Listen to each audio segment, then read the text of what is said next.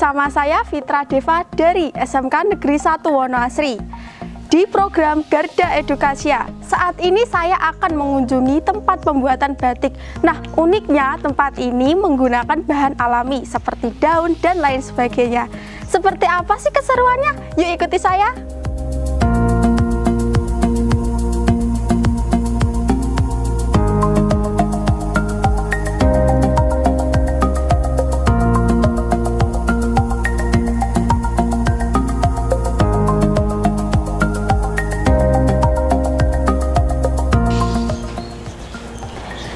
Kawan, saat ini saya sudah berada di rumah kiyosi Ekoprint, Jalan Aneka Sari, nomor 4 Rejomulyo, Kota Madiun.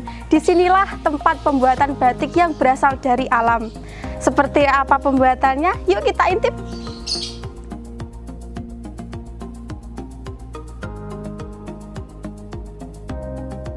Batik kiyosi Ekoprint kini semakin mendunia. Banyak warga mancanegara mulai melirik batik ramah lingkungan dari bahan alami ini.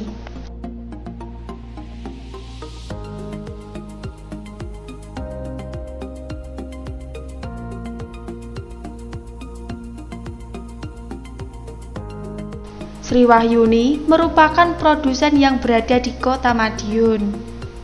Tak hanya melayani lokalan saja, ia juga sering menerima pesanan dari luar negeri. Produk kiyosi Ekoprint cukup beragam, seperti baju, kemeja, sandal, tas, dan lain sebagainya. Berbagai macam produk bisa didapatkan di Jalan Aneka Sari, nomor 4 Kelurahan Rejomulyo, Kota Madiun.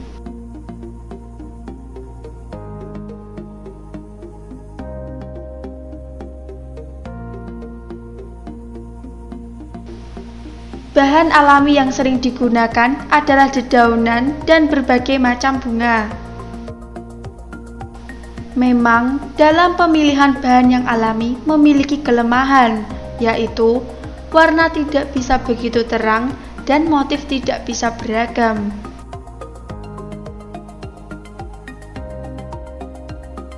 Halo kawan, saat ini saya sudah bersama Ibu Yuni, pemilik kiyosi Ekoprint.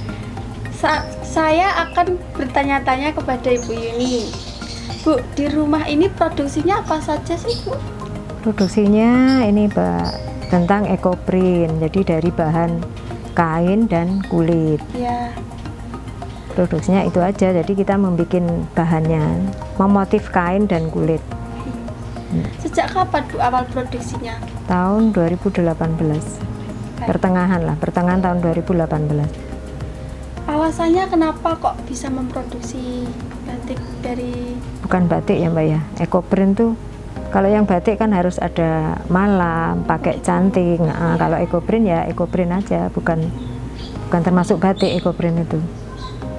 Saya bikin Ekoprint karena memang bahan-bahannya melimpah di Madiun terutama. Di Indonesia pun bahannya kan daun-daun, bunga, dan itu di mana-mana kan pasti banyak. Dan warnanya juga menggunakan warna alam yang banyak juga di Indonesia, jadi kita nggak perlu mengimpor dari luar, dan ramah lingkungan. Itu alasan saya kenapa membuat Ekoprint di kain dan kulit.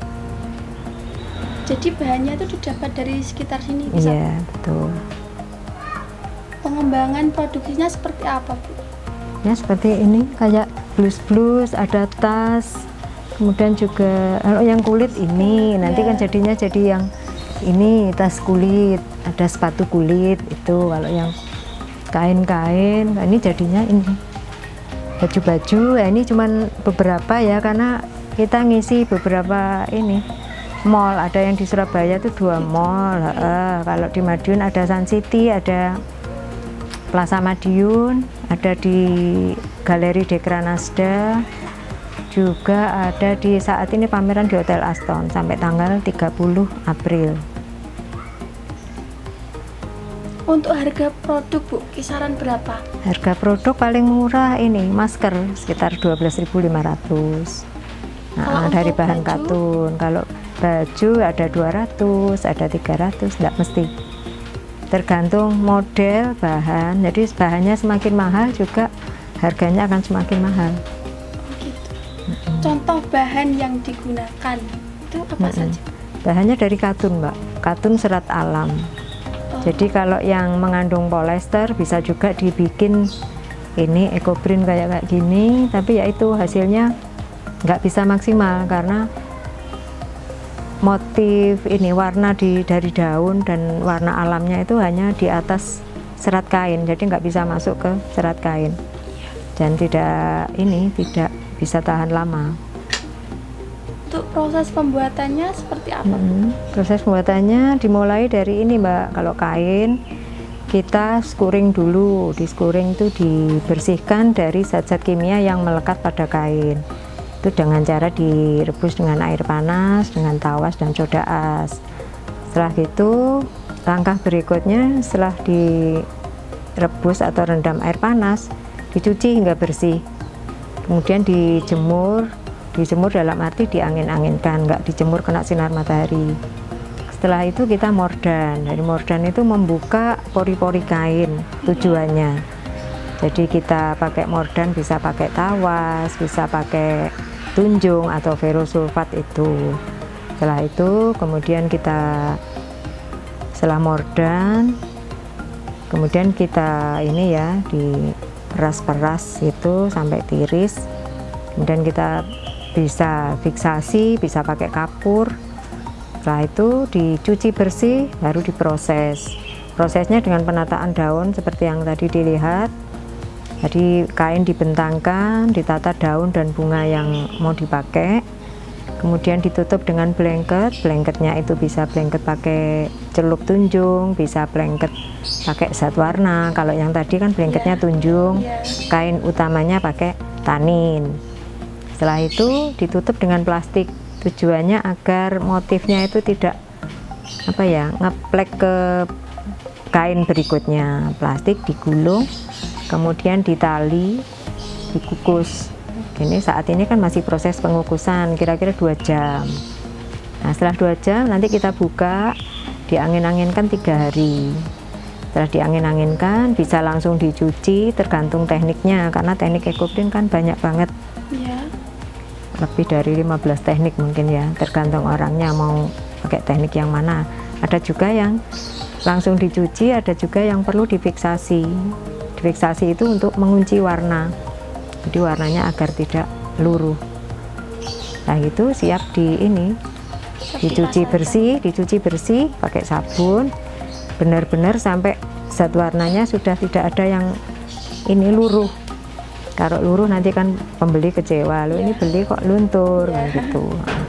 Cuci pakai sabun, dijemur, tapi cukup diangin-anginkan, nggak perlu pakai sinar matahari karena semuanya kan warna alam. Jadi kalau langsung kena sinar matahari akan cepat pudar.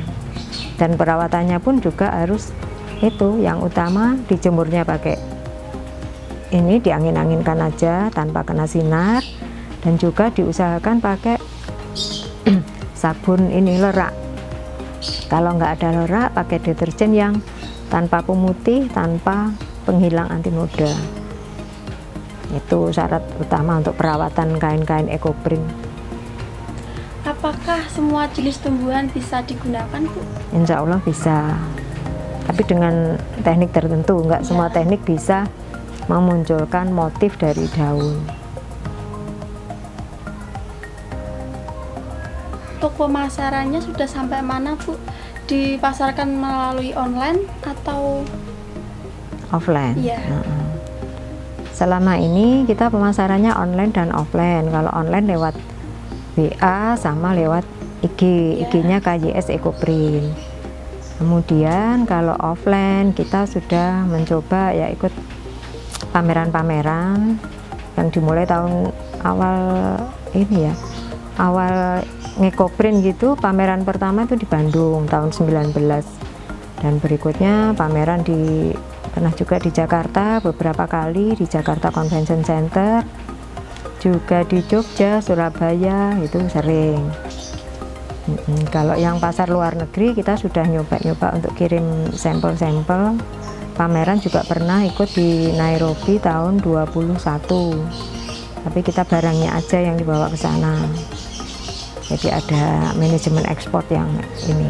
Sampai saat ini masih proses untuk apa ya, mencari ini pembeli. Iya, mencari konsumen. Iya, mencari orderan di sana. Nah, itu. Pesan-pesan Ibu untuk generasi milenial seperti apa, Bu?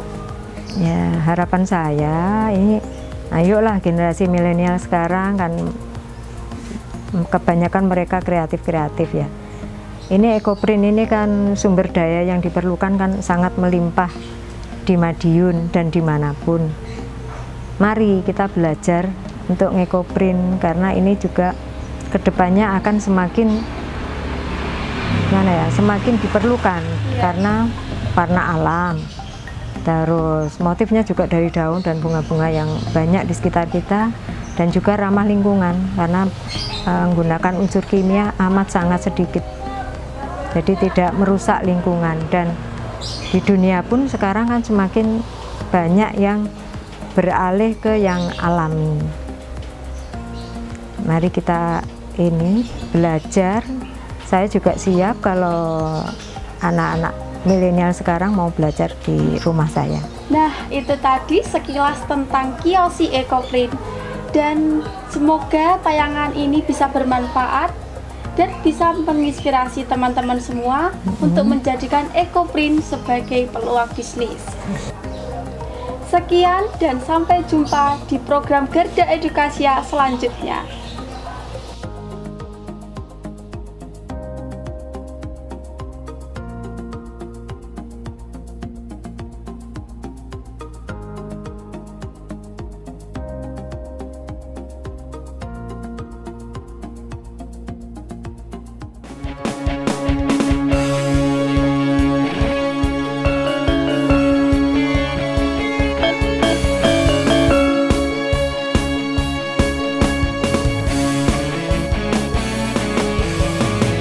Garda Revolusi Multi